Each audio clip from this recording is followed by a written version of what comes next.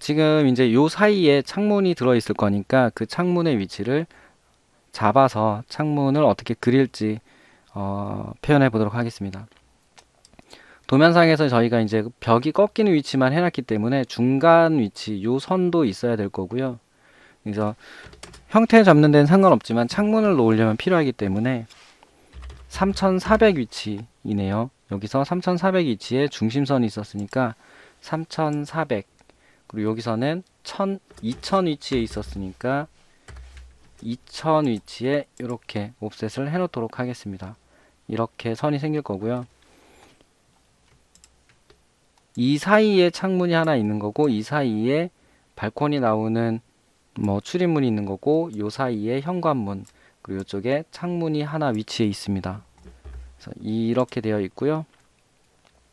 이제 창문을 그릴 때 저희가 단면도 상에서 그렸던 방법이 반자 높이까지 창문을 다 그리는 거를 이제 저는 추천드렸는데, 그렇기 때문에 반자 높이 위쪽으로는 창문이 없고요. 반자 높이 아래쪽으로 모든 창문이 설치될 겁니다.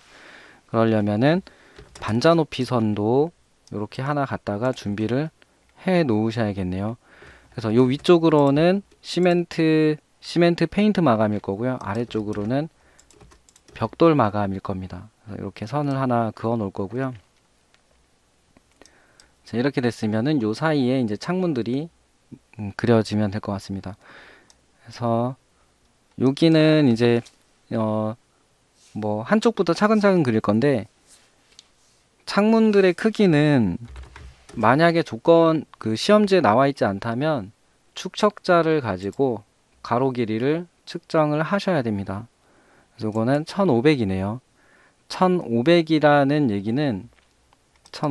얘기는 단면도상에서 한번 살펴보면 제가 추천드린 높이는 반자 높이를 확보하고 2400 높이까지, 여기까지 창문을 이렇게 설치하자였거든요. 이제 이렇게 되면 평면도상에서 창문의 크기가 1500이었기 때문에 바닥에서 높이를 얼만큼 할 것인가입니다. 그래서 이거는 이제 뭐 상황에 따라서 다 다르긴 한데, 많이 헷갈려 하시니까 어느 정도 좀 정리를 해드리자면, 도면상에서 일반적인 실, 그러니까 방이라든지 응접실이라든지 이런 실에 설치되는 이 창문은 바닥에서 900 높이에서 창문이 설치돼서 반자 높이까지 올라간다라고 생각하시면 쉬울 것 같아요. 여기 이제 2400 해서 반자 높이일 겁니다. 여기까지 하시면 될 것 같습니다. 이게 이제 제일 무난한 방법 같아요. 무슨 얘기냐면 이런 일반적인 실에 사람이 서 있었다고 치면 바닥에서 어느 정도 높이가 있어야만 누군가 뒤에서 밀거나 했을 때도 안전한 높이가 되거든요. 그래서 바닥에서 어느 정도 높이는 확보해 주는 게 좋은데, 그 높이가 웬만하면 900이라고 보시면 돼요. 그래서 일반적인 방이라든지 응접실이라든지 이런 데 있는 창문의 경우는 바닥에서 900 정도를 벽으로 확보를 해줘야 안전하게 되고요. 이렇게 되고 나면 2400에서 900을 빼면 창문의 높이는 1500이 됩니다. 이렇게 되기 때문에, 그러면 평면도상에서 1500인 창문은 바닥에서 900을 빼고 1500을 하면, 바닥에서 900을 빼고 반자 높이까지 설치하면 이 창은 1500에 높이가 1500인 창으로 그려질 겁니다. 자, 그래서 왼쪽에 있는 요 창 먼저 그려보겠습니다. 그리고 이제 일반적으로 도면상에 보면은 창문의 위치가 어디쯤인가 이런 것도 이제 궁금하실 수 있는데, 창문의 위치 같은 경우는 지금처럼 이렇게 가구가 설치되고 난 후에 요 사이에 중간쯤에 창문을 이렇게 설치하고 싶다라는 특별한 어떤 설계를 하지 않았다면, 최소한은 실 안쪽으로 골고루 빛이, 나중에 이 가구는 또 옮길 수도 있잖아요. 이 태양에 의해서 빛이 안쪽으로 골고루 들어갈 수 있게끔 하기 위해서 이 벽과 이 벽의 가운데에 설치가 된다라고 보시면 무난할 것 같아요. 그래서 특별히 요거는 길이를 재지 않아도 이 벽과 이 벽의 가운데에 1500짜리 창문이 있다라고 생각하시고 작성하시면 될 것 같습니다. 마찬가지로 이쪽에 있는 방 3번에 있는 창문도 뭐 특별히 길이를 재지 않아도 이 중간에 있겠구나 라고 생각하시면 됩니다.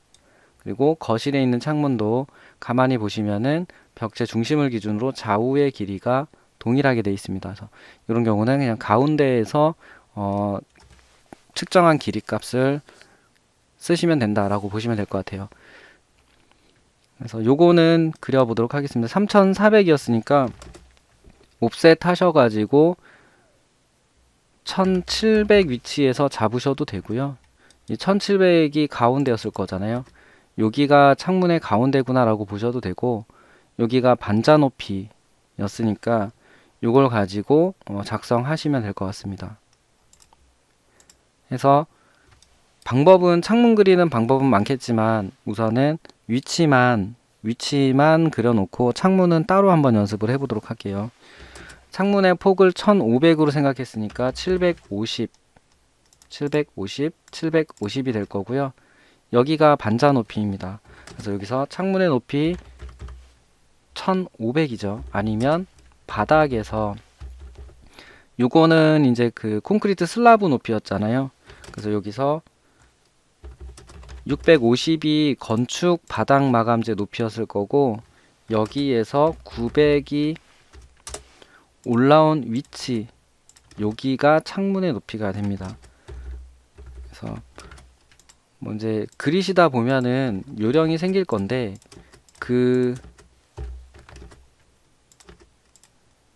뭐 그리다 보면 생기는 그 요령에 의해서 작성하시면 될 것 같아요. 반자 높이에서 이제 저 같은 경우는 반자 높이까지 창문을 설치하는 거로 그리기 때문에 반자 높이에서 고민 안 하고 1500 내렸을 겁니다.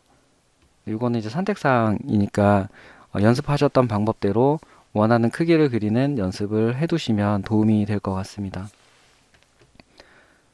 이제 이렇게 그려지고요.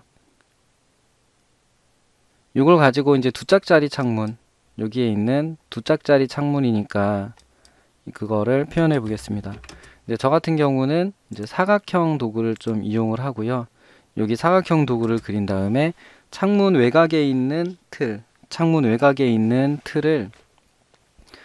그려줍니다. 그거는 한 45 정도 하는데, 좀 커 보이게 하기 위해서 45mm 정도로 안쪽으로 이렇게 넣을 거고요.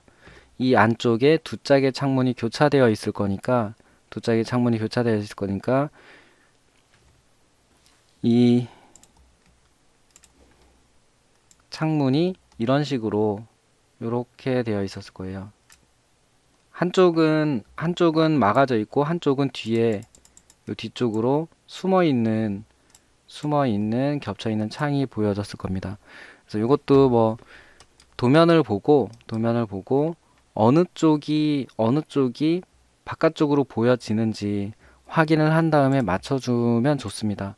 현재 창문은 흐리긴 한데 이쪽에 있는 창문이 바깥에 있는 것 같고요. 이쪽에 있는 창문이 안쪽에 있는 것 같아요. 저는 오른쪽에 있는 창문이 밖에 있는 거로 표현해 보도록 하겠습니다. 이제 이렇게 되면 창문 틀은 80mm 정도로 그리고 있어요. 그래서 40mm 정도를 옵셋을 해줄 거고요. 이렇게 해줄 거고, 그렇게 치면 이제 여기가 80mm가 되겠죠. 그리고 요 렉탱글 그렸던 거를 기준해 가지고 80mm를 옵셋을 하고 이 선을 이렇게 바꿔주면 이쪽을 이렇게 잘라낼 수 있겠네요. 그리고 오른쪽에 있는 창문이 밖에 있는 창문으로 표현하고 싶다라고 했으니까 연장을 해준 다음에 여기를 기준으로 여기만 끊어주시면 창문의 인면 표현이 될 것 같습니다. 뭐 이런 거는 이제 표현하는 요령에 따라서 작성을 해서 쓰시면 되고요. 네, 이렇게 그리시면 될 것 같습니다. 그리고 이제 창문을 그렸다면 해치를 넣으시는 것도 좋은데 해치보다 빼먹으면 안 되는 게 창문의 이 기호라고 보시면 돼요. 창문을 이렇게 연다라고 하는 이런 표현이 되어 있는 이 화살표를 빼먹지 말고 반드시 하실 수 있도록 하시면 좋을 것 같습니다. 그래서 저는 요거까지 미리 그려서 이쪽 편에 이렇게 해 놓도록 하겠습니다.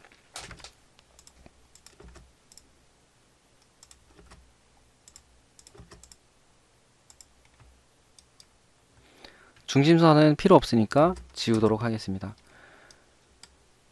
오른쪽에 있는 이 창문이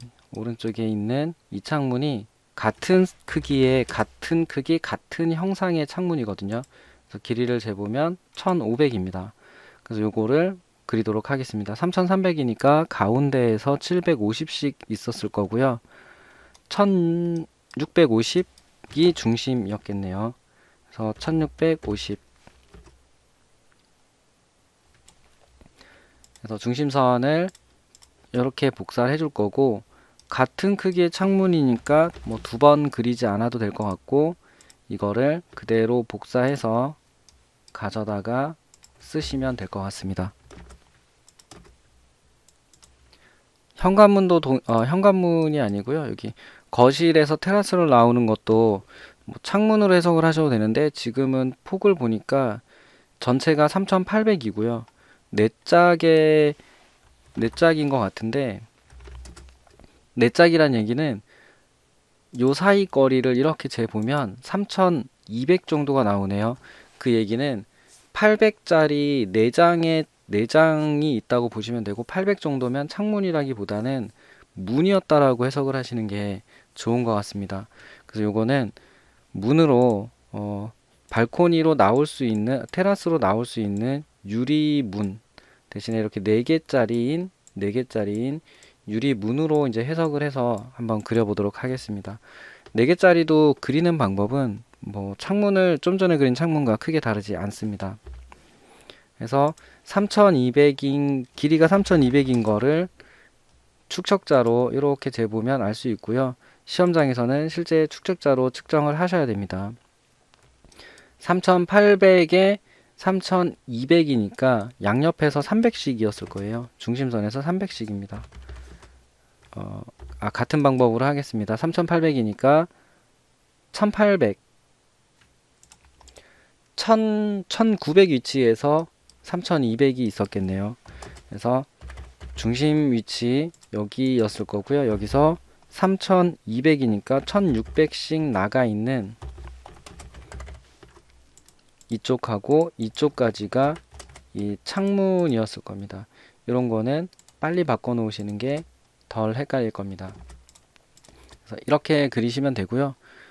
이 사이에 4짝의 창이 있으니까 800씩 4짝이었을 겁니다. 그래서 800 위치에 옵셋해서 800 위치에 셋, 넷 이렇게 해주시면 되고, 이제 마찬가지로 여기도 바닥에서 건축 마감재 높이까지 높이가 있었겠죠. 단면도상에서 보면은 여기입니다. 여기는 이제 현관 높이니까 이렇게 되어 있는데, 여기는 현관이니까 이제 좀 낮은 거로 보시면 되고요. 거실에서 테라스로 나가는 문은 이제 여기 높이, 그러니까 거실 온수 난방이 되어 있는 곳에 설치가 됐을 거기 때문에 이쪽에 설치가 됐었겠죠. 그래서 이 높이, 이 바닥 마감재 높이에서 작성을 해 주셔야 됩니다. 그 높이가 저희가 FL이라고 썼던 위치입니다. 그래서 이 바닥에서 650 위치에 이 문이 있다라고 보시면 될 것 같습니다. 그래서 흙에서 650을 올리셔도 되고요. 여기가 창문이 이제 설치되는 아래쪽 위치일 거고, 저 같은 경우는 반자 높이까지 모든 출입구를 다 그리기 때문에 요 위쪽에 끝난다라고 보시면 되겠네요. 그래서 이거를 정리를 하면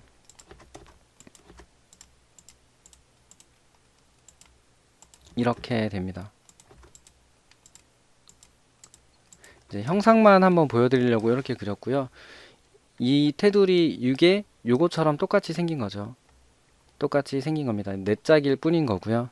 도면상에서 얘도 방향을 맞춰주면 좋기 때문에 가만히 보면은 지금은 뭐 어디가 앞이고 어디가 뒤인지 잘 모르겠는데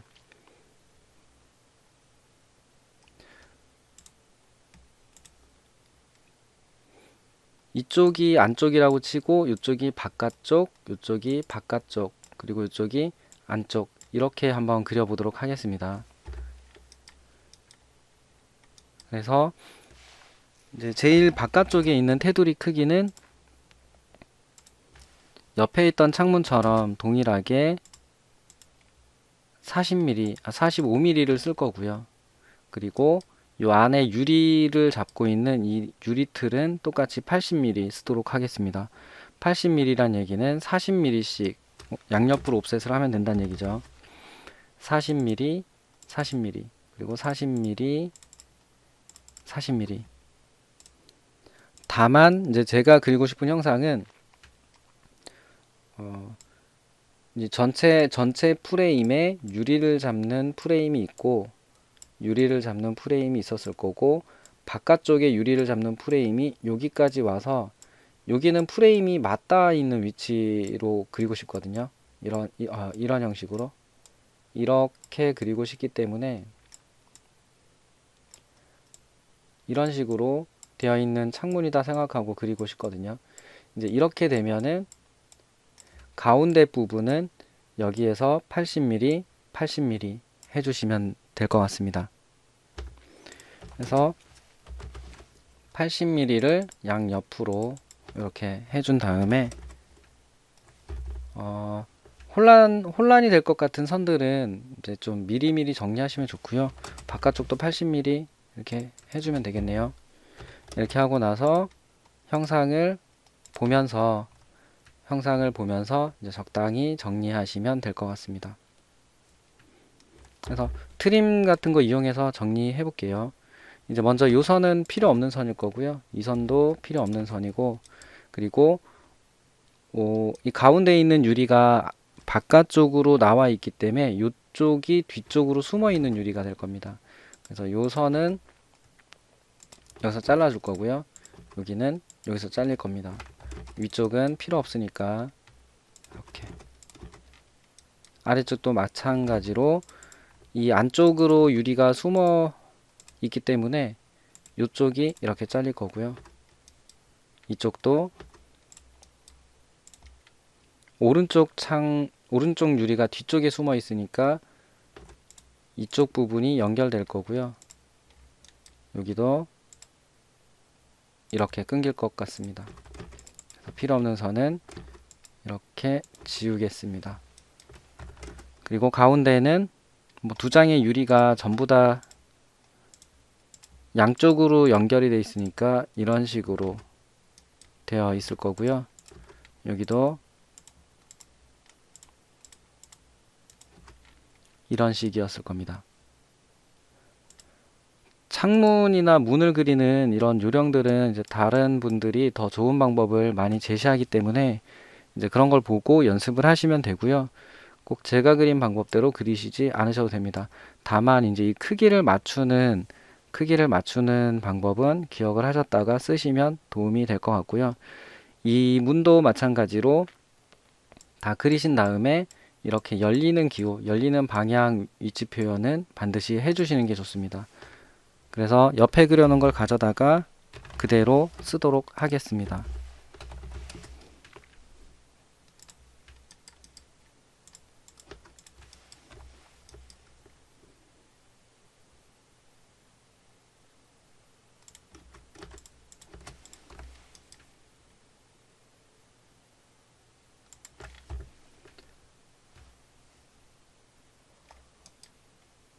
아래쪽에 뭐 난간이 있거나 한 건 아닌 것 같아서 저는 이제 좀 아래쪽에다 배치를 해 두도록 하겠습니다.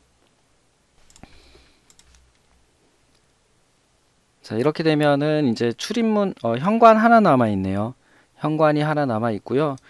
원래 제가 이거를 목적했던 게 이런 뭐 창문이나 문의 형상을 그리는 거를 설명드리는 영상은 아니었고요. 건축물의 형태를 어떤 식으로 그리는 게 좋은지에 대한 요령 정도만 설명할 영상이었기 때문에 현관문은 생략을 하도록 하겠습니다. 현관문은 생략을 하고 그려져 있는 다른 현관문을 갖다가 배치만 해 보도록 하겠습니다.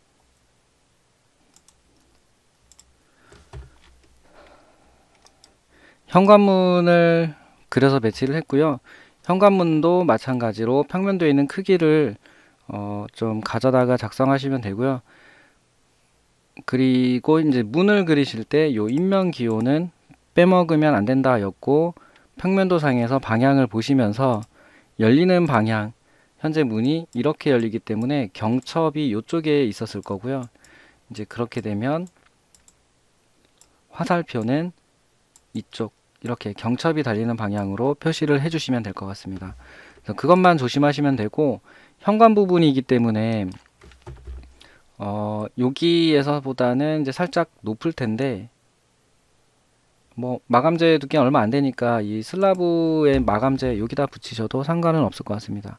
그래서 이 정도로 해서 현관문까지 작성하시면 인면도에 표현하셔야 될 웬만한 기본적인 형상은 거의 다 그렸다라고 생각하시면 될 것 같습니다. 그래서 GL 같은 경우는 이제 좀 살짝 늘려 놓을게요. 이제 이렇게 해서 형상을 그리고 나면 이제 좀 더 부가적으로 그려야 될 애들, 그리고 문자 표현, 해치 이런 게 남는데요. 그거는 또 진행해 보도록 하겠습니다.